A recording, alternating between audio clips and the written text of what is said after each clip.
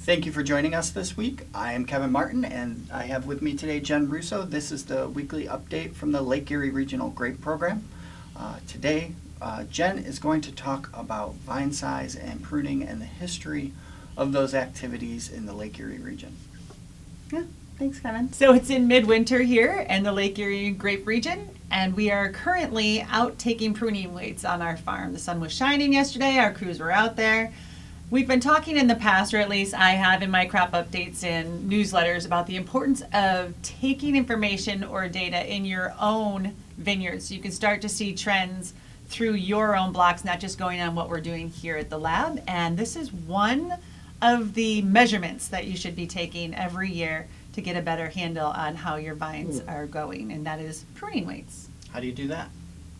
We go out and you cut off all the 1-year wood, and we then bundle it up and wrap it up and weigh it. We do it post lengths here. You're going to try to figure out what your pruning weight is per linear foot. So we have three vines in our space. We add up all of our pruning weights in a bundle and then divide it by 3 to get our pounds per vine. Typically, we're going to run around a 2-pound vine here. At least that's what I'm hearing from in the past. We really want to try and get that to a 3-pound vine.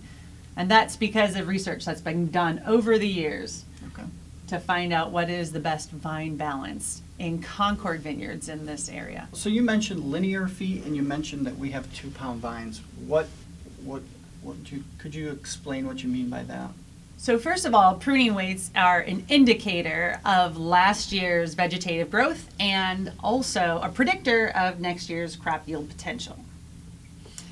So you can go through your vineyards, and if you're figuring out what your pruning weight is you're going to take your linear feet between post lengths, you're going to collect all the first wood that you prune off and weigh that, and then divide by the length between the post lengths to figure out what your pounds per foot is. Any questions about that, Mr. Martin? What is the target He does. pounds per foot of row?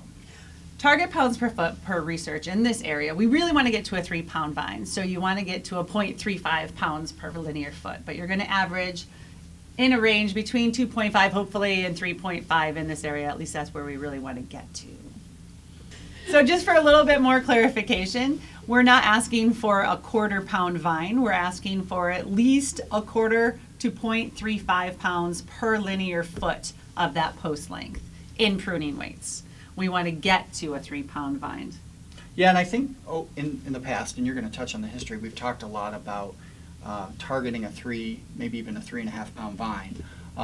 But it does seem like it is a lot less work to increase the size of the sample to a post length. And particularly with post lengths, the number of linear feet is going to vary from block to block. Like right. We do have our standard spacing that this turns out to be a 3-pound vine that you're targeting. But if your spacing is different, one way to help standardize that is pounds per foot a row. And if you're doing a whole post length, you're just dividing by the number of feet instead of the number of vines. Right. So in doing that, the maximum thing when we're talking about canopy, what you want to do is you want to have the most leaf area possible. And with leaf area, that's going to allow for the photosynthesis, which creates the carbon assimilation for the plant growth. So the most amount of leaves area per foot, maximizing that while minimizing the internal shading so that you can get the best fruit quality. So there's been lots of studies in the past on how to do that. And we're going to actually go back to Kevin because he goes back way further than I do in this area and talk about 1930s. So I think the issue in the 30s, there was an economic issue that's the same issue that we're facing today. And this is what motivated the work of Shawless. Was that they saw vine size variation that was leading to crop yields between 1 and 2 tons per acre.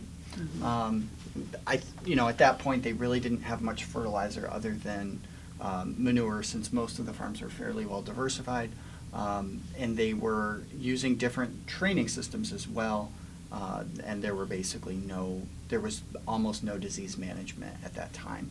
But disease management was coming online, and vines were getting larger for certain vineyards that were early adopters, and their yields were about double. They were around 2 tons per acre instead of 1. And at the time, they thought that that was the solution to profitability issues because of the low prices. You could double your yields and by increasing your pruning weights and still have a ripe crop. And we're still facing those same issues today, just on a different scale. So I think it's important to keep in context that this has been the economic driver of the industry since the very beginning. Yeah, thank you for that. I do remember coming across a news article in the archives here at the lab that stated, it was like 1913 or 1903, I apologize, and it was like, record crops this year, we hit 2 tons per acre. So I think that's fantastic to think that that was records back then and where we are now.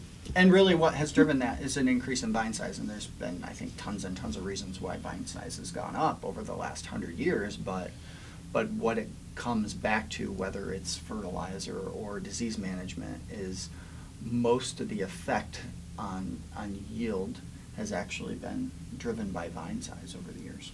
And that's where Chalice comes in. Great segue. That's where Chalice comes in. And between 1949 and 1978, when he was working here in Western New York, many, many helpful experiments that he conducted for research. But one of them was the West Tier experiment. What an amazing, as a scientist coming in, I cannot imagine putting together, I think it's a 96 factorial experiment. That is crazy data to crunch, and so helpful to our area when he came up with our vine size. That, and we also had the big vine experiment that he ran, where he had one single Concord vine all the way down the row length. But risk management on that is really, you have one vine, but it did produce the same amount, and it goes to show that leaf area is important. So when it came down to that, he came up with the balanced pruning method of it. So balanced pruning, his idea was either 30 plus 30 or 30 plus 10.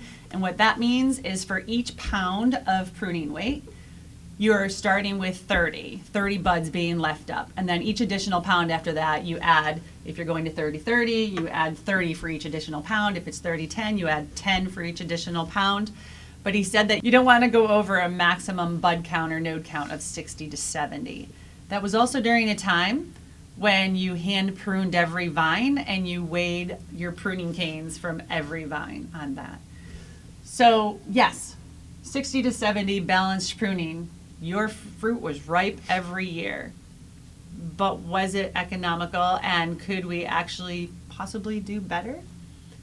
So, we became commercialized, and there was a need for more fruit and higher production. So along came Professor of Horticulture, Bob Poole, and he brought in the minimal pruning, or hedging techniques, really, bringing in the mechanization.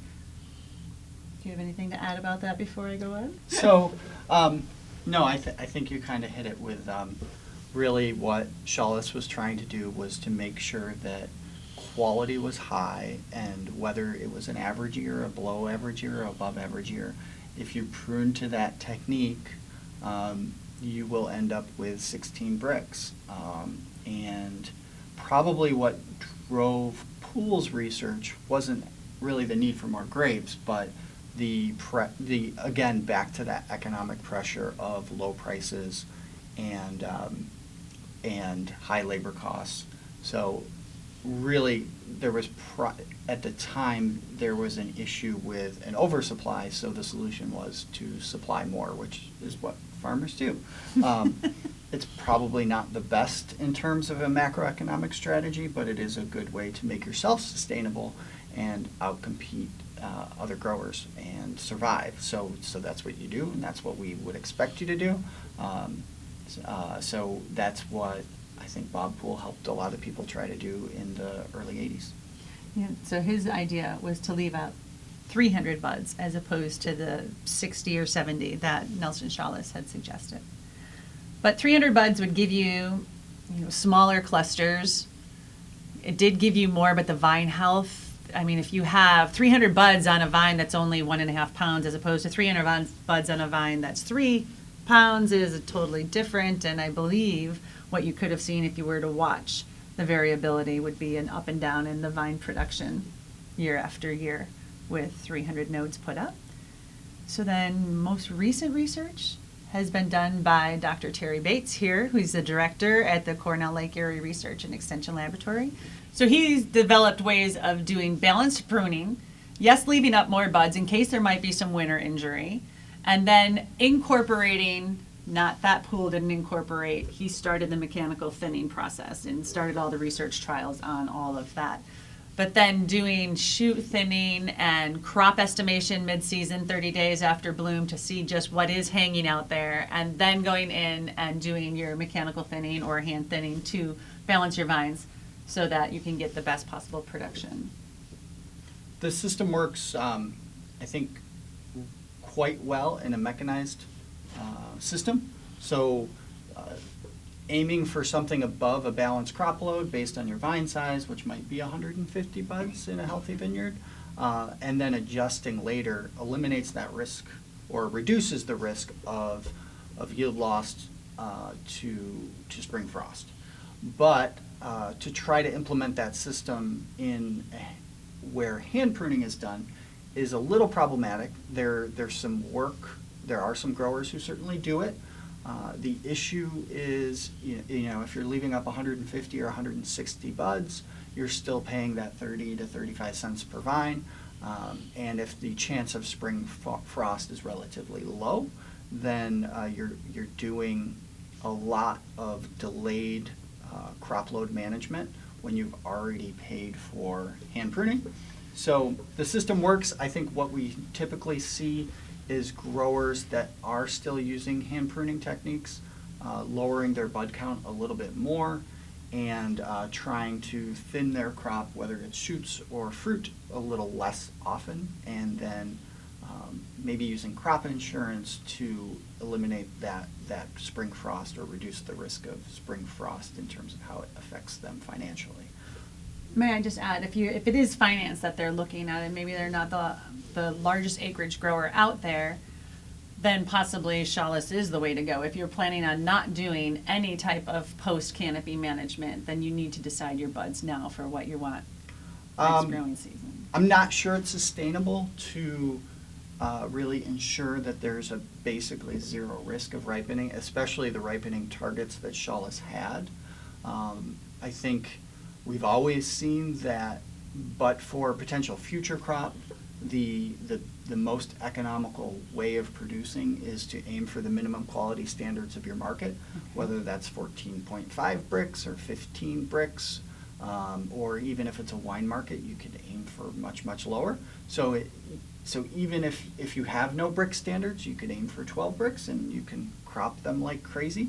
You will see where you're well out of balance and you're losing future productivity.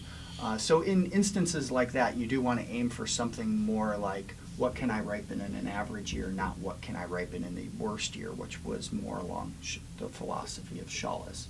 And I think what we're looking for is, what can I ripen in the best year? And if it's not the best year, how do we adjust it later?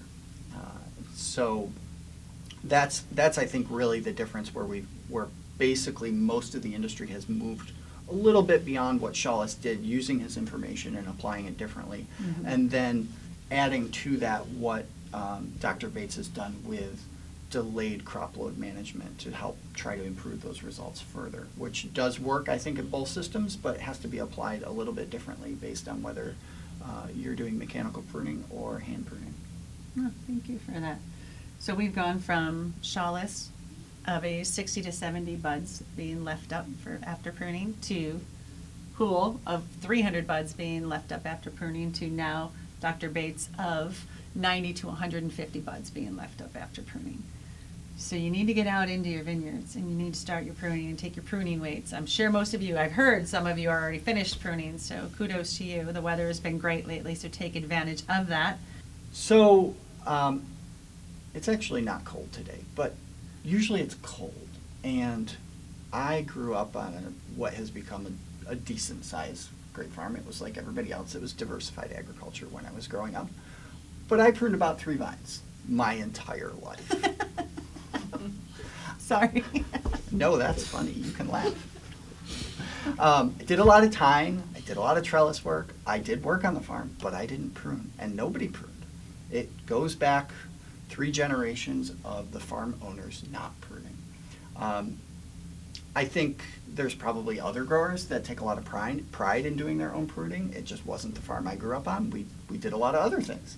So why would I go out in the cold when I could do some really productive shop work?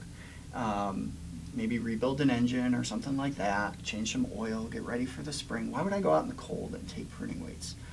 You said it's important to keep good records and data, and as somebody who's focused on the business side of things, I always like data and records, but what am I going to do with it? That's a very good question. You're going to take your pruning weights, and it's going to kind of give you an idea of your vine size, and then you're going to adjust your management strategies of how many buds you're going to leave up. Because if you leave up too many buds, you're going to continue to drive vine size down.